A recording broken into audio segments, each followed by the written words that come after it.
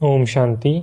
29/1/2026 प्रातः मुरली। ओम शांति। बाप दादा मधुबन। बाबा आज कह रहे हैं, मीठे बच्चे, अपने स्वीट बाप को याद करो तो तुम सतोप्रधान देवता बन जाएंगे। सारा मदार याद की यात्रा पर है। मीठे बच्चे, अपने स्वीट बाप को याद करो तो तुम सतोप्रधान देवता बन जाएंगे। सारा मदार याद की यात्रा पर है। प्रश्न: जैसे बाप की कशिश बच्चों को होती है, वैसे किन बच्चों की कशिश सबको होगी?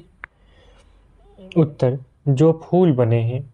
जैसे छोटे बच्चे फूल होते हैं, उन्हें विकारों का पता भी नहीं, तो वो सबको कशिश करते हैं ना।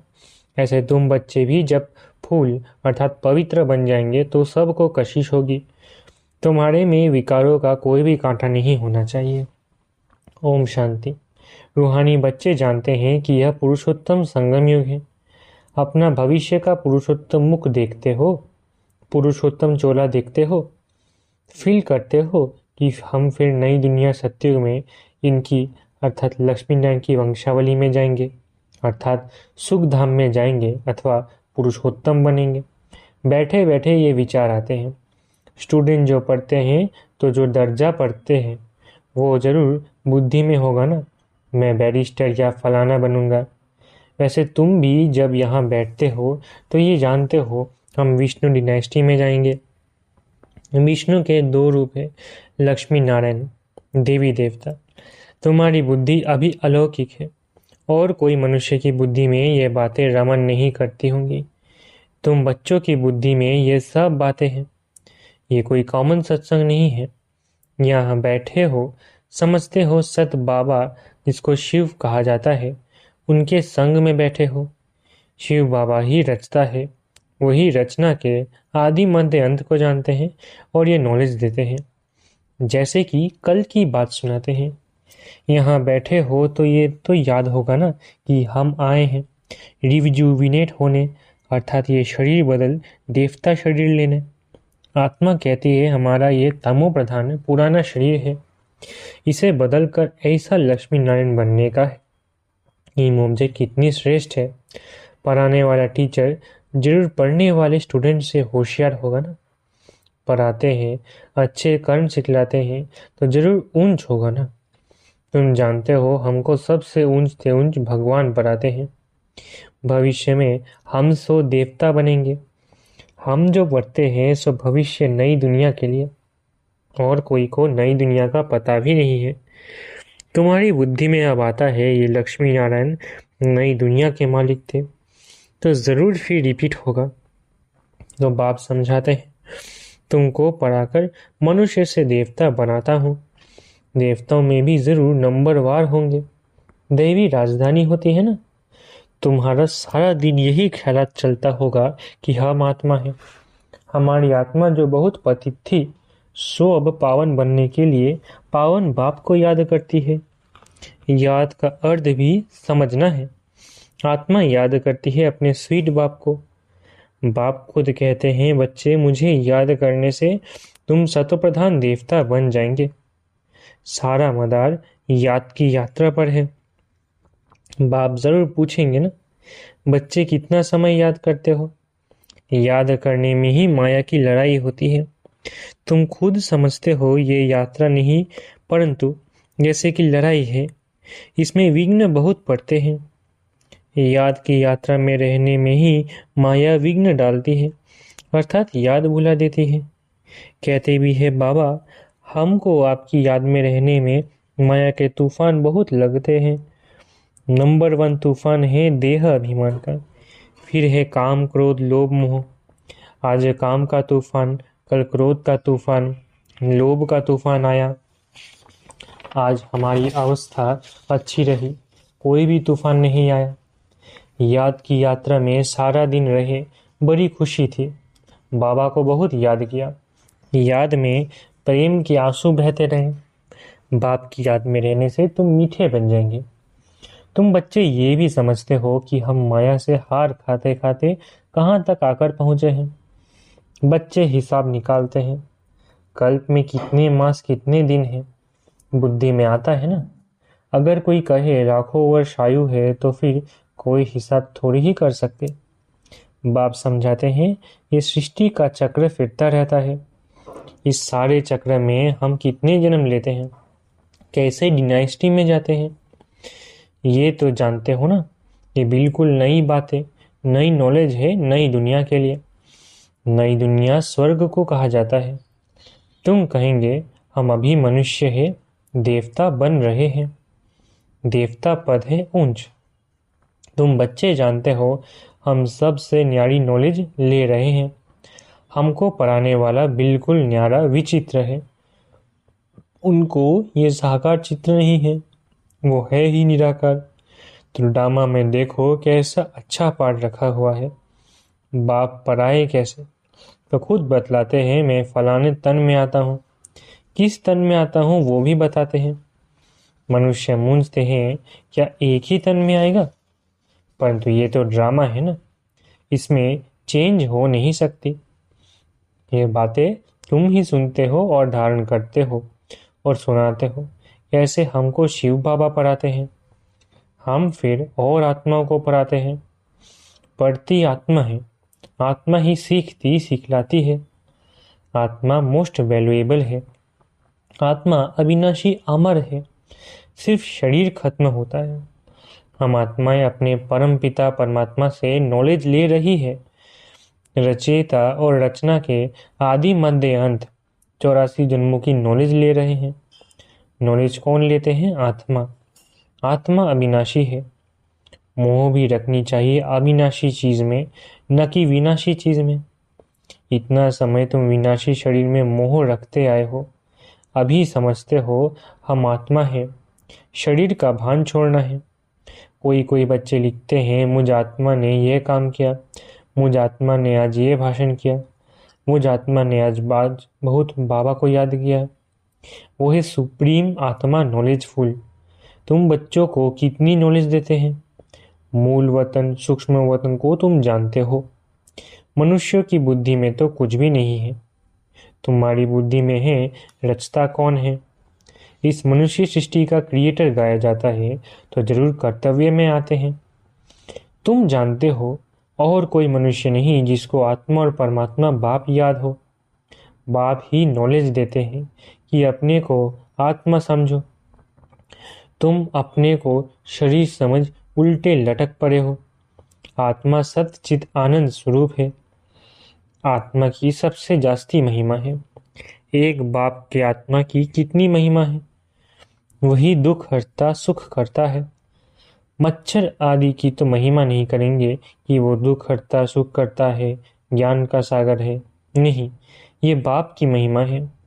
तुम भी हर एक खुद दुख हरता सुख करता हो, क्योंकि उस बाप के बच्चे हो ना, जो सबका दुख हरकर और सुख देते हैं, सो भी आधा कल्प के लिए। ये नॉलेज और कोई में नहीं। नॉलेजफुल एक ही बाप है, हमारे में है नो नॉलेज। एक बाप को ही नहीं जानते हैं तो बाकी फिर क्या नॉलेज होगी।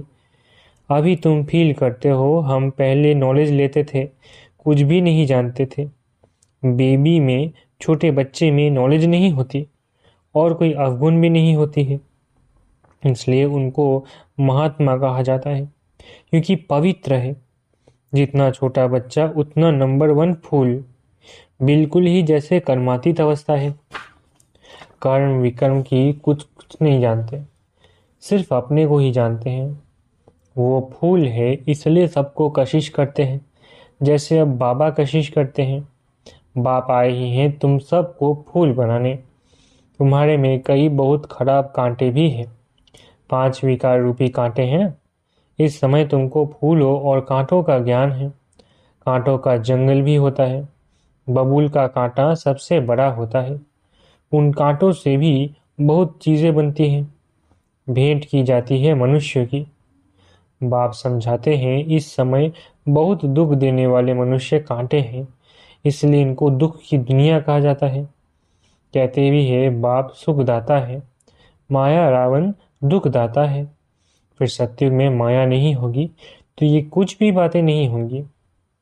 ड्रामा में एक पार्ट 2 बारी नहीं हो सकता। बुद्धि में है सारी दुनिया में जो पार्ट बचता है वो सब नया। तुम विचार करो, सतयुग से लेकर यहाँ तक ये दिन ही बदल जाते, एक्टिविटी बदल जाती। 5,000 वर्ष की पूरी एक्टिविटी का रिकॉर्ड आत्मा में भरा हुआ है, वो बदल नहीं सकता। हर आत्मा में अपना पार्ट भरा हुआ है, यह एक बात भी कोई समझ नहीं सकते। अभी आदि मध्यांत को तुम जानते हो, ये स्कूल है ना। सृष्टि के आदि मध्यांत को जानना है और फिर बाप को याद कर पवित्र बनने की पढ़ाई है। इनके पहले जानते थे क्या हमको ये बनना है? बाप कितना क्लियर कर समझाते हैं। तुम पहले नंबर में ये थे, फिर तुम नीचे उतरते उतरते अब क्या बन गए हो? दुनिया को तो देखो क्या बन गई है, कितने ढेर मनुष्य हैं। इन लक्ष्मी नारायण की राजधानी का विचार करो, क्या होगा? ये जहाँ रहते होंगे कैसे हीरे जवाहरातों के महल होंगे। बुद्धि में आता है अभी हम स्वर्गवासी बन रहे हैं, वहाँ हम अपने मकान आदि बनाएंगे। ऐसे नहीं कि नीचे से द्वारिका निकल आएगी जैसे शास्त्र में दिखाया है। शास्त्र नाम ही चलाता है और तो कोई नाम रख नहीं सकते। और किताब होते हैं पढ़ाई के, दूसरे नॉवेल्स होते हैं, बाकी इनको पुस्तक अथवा शास्त्र कहते हैं। वो है पढ़ाई की किताब। शास्त्र पढ़ने वाले को भक्त कहा जाता है। भक्ति और ज्ञान दो चीजें हैं। अब वैराग्य किसका, भक्ति का या ज्ञान का? जरूर कहेंगे भक्ति का। अब तुमको ज्ञान मिल रहा है जिससे तुम इतना ऊंच बनते हो। अब बाप तुमको सुखदायी बनाते हैं। सुख धाम को ही स्वर्ग कहा जाता है। सुख धाम में तुम चलने वाले हो तो तुमको ही पढ़ाते हैं। ये ज्ञान भी तुम्हारी आत्मा लेती है। आत्मा का कोई धर्म नहीं है, वो तो आत्मा है। फिर आत्मा जब शरीर में आती है तो शरीर के धर्म अलग होते हैं। आत्मा का धर्म क्या है? एक तो आत्मा बिंदु मिसल है और शांत स्वरूप है, शांति धाम मुक्ति धाम में रहती है। अब बाप समझाते हैं सब बच्चों का हक है। बहुत बच्चे हैं जो और धर्मों में कन्वर्ट हो गए हैं, वो फिर निकल कर अपने असली धर्म में आ जाएंगे। जो देवी देवता धर्म छोड़ दूसरे धर्म में गए हैं वो सब पत्ते लौट कर आ जाएंगे अपनी जगह पर। इन सब बातों को और कोई समझ नहीं सकेंगे। पहले पहले तो बाप का परिचय देना है, इनमें ही सब मूंझ पड़े हैं। तुम बच्चे जानते हो अभी हमको कौन पढ़ाते हैं? बाप पढ़ाते हैं। श्री कृष्ण तो देहधारी है, इनको अर्थात ब्रह्मा को दादा कहेंगे। सब भाई भाई है ना। फिर है मर्तबे के ऊपर, ये भाई का शरीर है, ये बहन का शरीर है, ये भी अब तुम जानते हो। आत्मा तो एक छोटा सा सितारा है, इतनी सब नॉलेज छोटे सितारे में है। सितारा शरीर के सिवाय बात भी कर नहीं सकते। सितारे को पार्ट बजाने के लिए अंग भी चाहिए। सितारों की दुनिया ही अलग है। फिर यहाँ आकर आत्मा शरीर धारण करती है, वो है आत्माओं का घर। आत्मा छोटी बिंदी है, शरीर बड़ी चीज है, तो उनको कितना याद करते हैं? अभी तुमको याद करना है एक परमपिता परमात्मा को। यही सत्य है। जबकि आत्माओं को आत्मा और परमात्मा का मेला होता है। गायन भी है, आत्मा परमात्मा अलग रहे बहुकाल। हम बाबा से अलग हुए हैं ना। याद आता है कितना समय अलग हुए हैं। बाप जो कल्प कल्प सुनाते आए हैं वही आकर सुनाते हैं, इसमें जरा भी फर्क नहीं हो सकता। सेकंड बाय सेकंड जो एक्ट चलती है वो नहीं। 1 सेकंड पास होता है, मिनट पास होता है, उनको जैसे छोड़ते जाते हैं, पास होता जाता है ताकि कहेंगे इतने वर्ष इतने दिन मिनट इतने सेकंड पास कराए। पूरा 5,000 वर्ष होगा, फिर एक नंबर से शुरू होगा। एक्यूरेट हिसाब है ना। मिनट सेकंड सब नोट करते हैं। अभी तुमसे कोई पूछे इसने कब जन्म लिया था, तुम गिनती कर बताते हो श्री कृष्ण ने पहले नंबर में जन्म लिया। शिव का तो मिनट सेकंड कुछ भी नहीं निकाल सकते हैं। श्री कृष्ण की तिथि तारीख पूरा लिखा हुआ है। मनुष्यों की घड़ी में फर्क पड़ सकता है मिनट सेकंड का। शिव बाबा के अवतरण में तो बिल्कुल फर्क नहीं पड़ सकता, पता भी नहीं पड़ता है कि कब आया। ऐसे भी नहीं साक्षात्कार हुआ तब आया, नहीं, अंदाज से कह देते हैं। बाकी ऐसे नहीं उस समय प्रवेश हुआ, साक्षात्कार हुआ कि हम फलाना बनेंगे। अच्छा, मीठे मीठे सिकिलधे बच्चों प्रति माता पिता बाप दादा का याद प्यारा गुड मॉर्निंग। रूहानी बाप की रूहानी बच्चों को नमस्ते। हम रूहानी बच्चों की रूहानी माता पिता बाप दादा को याद प्यार गुड मॉर्निंग और नमस्ते। धारणा के लिए मुख्य सार। पहला, सुखधाम में चलने के लिए सुखदायी बनना है, सबके दुख हरकर सुख देना है, कभी भी दुखदायी कांटा नहीं बनना है। दूसरा, इस विनाशी शरीर में आत्मा ही मोस्ट वैल्यूएबल है, वही अमर अविनाशी है, इसलिए अविनाशी चीज से प्यार रखना है, देह का भार मिटा देना है। वरदान, अपने अनादि आदि स्वरूप की स्मृति से निर्बंधन बनने और बनाने वाले मर्जीवा भव। अपने अनादि आदि स्वरूप की स्मृति से निर्बंधन बनने और बनाने वाले मर्जीवा भव। जिसे बाप लोन लेता है बंधन में नहीं आता, ऐसे आप मर्जीवा जन्म वाले बच्चे शरीर के संस्कारों के स्वभाव के बंधनों से मुक्त बनो। जब चाहे जैसे चाहे ऐसे संस्कार बना लो, जैसे बाप निर्बंधन है ऐसे निर्बंधन बनो। मूल वतन की स्थिति में स्थित होकर फिर नीचे आओ, अपने अनादि आदि स्वरूप की स्मृति में रहो। अवतरित हुई आत्मा समझकर कर्म करो तो और भी आपको फॉलो करेंगे।